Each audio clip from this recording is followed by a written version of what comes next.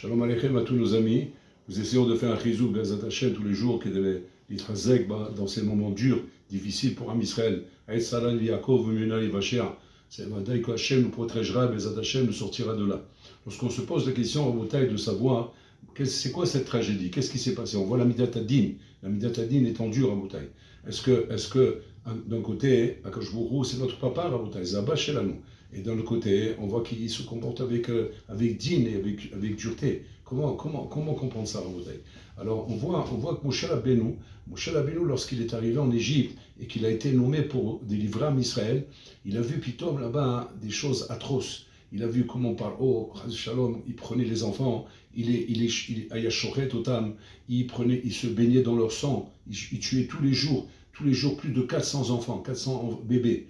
Il se baignait dans leur sang parce qu'il avait la salat, il avait la lèpre. Et il prenait des enfants, il les mettait à la place des briques, lorsqu'il manquait des briques pour construire les pyramides. Et il voyait comment il tuait comment il frappait les hommes et les femmes pour travailler. C'est-à-dire c'était vraiment une vie atroce. Lorsque Moshe Rabbeinu est venu pour demander à Paro de délivrer Israël, Paro, qu'est-ce qu'il a fait? Il a endurci encore plus le travail. Et là, à ce moment-là, Moshe Rabbeinu s'est exclamé envers Hachem et a dit, Lama el ota la hamazé. Pourquoi tu fais du mal à ce Lama shalarta oti? Pourquoi tu m'as envoyé Bichlal pour les délivrer? Et depuis que je suis venu, Kaviachol, Paro fait encore plus de mal à Israël. Il demande comme ça. Et sur place là-bas, Akash Bourou lui répond, tu vas voir maintenant ce que je vais faire aux Égyptiens. Mais les Maaseh, Akash Bourou mochiach et Moshe Rabbeinu. Il lui fait une toracha que quoi? Chez Chaval al Rishonim, il parle de Abraham, Isaac et Yaakov, que eux, lorsque je leur faisais quoi que ce soit, ils ne demandaient pas la main. Ils ne demandaient pas pourquoi. Comme ça, ils reprochent à Moshe Rabbeinu pourquoi il a posé la question. Et là-bas, Rashi, sur place, il s'arrête. Il dit que, en fait, Hachem n'a pas arrêté Moshe Rabbeinu sur le lama. Pourquoi il a dit lama? Lama, c'est normal qu'il demande. Il a arrêté sur le fait qu'il a dit tu fais du mal à ce peuple. Et c'est ça que Moshe Rabbeinu, il arrête Moshe Rabbeinu. Tu fais du mal à ce peuple. Viens, je vais te montrer le bien que je leur fais. C'est quoi le pshat? Quand on essaie de réfléchir et de se demander, lorsqu'on voit Hachem se comporter de cette manière, on se demande quel est le bien qu'il y a là derrière. On a envie nous aussi de poser la question. Pourquoi tu fais du mal à ton peuple? C'est tes enfants, et tu es leur papa. On sort de Simchat Torah, où chaque juif a chanté ce jour-là combien Hachem tu es tov, combien tu es bon, et puis Tom, on voit des choses pareilles. On a envie de dire la mère Ota, mais il va voyer à celui qui dit une chose pareille.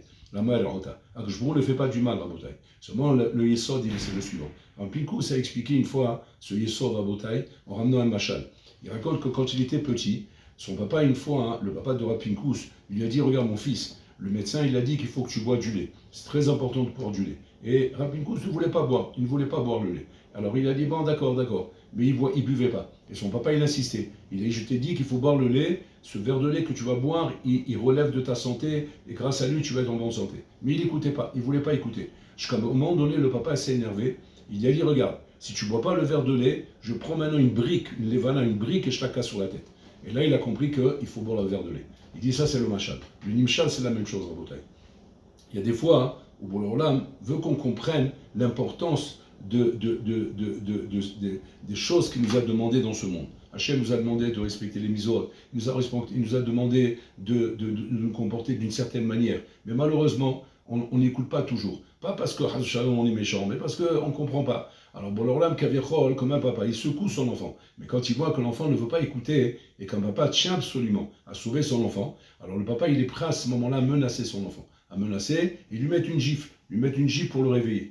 Et c'est ce qu'Akash Bourou il fait à la bataille des fois. Il met des fois des gifles, mais des fois il met plus que des gifles. Des fois il met des coups de poing. La gifle, c'est quand maintenant le bonhomme, il est prêt à se réveiller. Il est prêt à se réveiller, alors une gifle, ça suffit pour le réveiller. Comme on essaie de mettre des gifles à quelqu'un qui s'évanouit pour le réveiller. Mais il y a des fois où il faut mettre un coup de poing pour le réveiller. Et Chaz Shalom, Rabotai, c'est ce qu'Hachem nous fait ici. Bon, alors là, nous réveille d'un sommeil dans lequel on est tombé, Rabotai. Nous sommes Eretz Israël depuis plus de 70 ans. Depuis 70 ans, Rabotai. Et Chaz Shalom, nous nous sommes habitués, Rabotai, à vivre d'une manière milomeda, à nous endormir dans les mitzvot, dans la Torah, dans tout ce que nous faisons.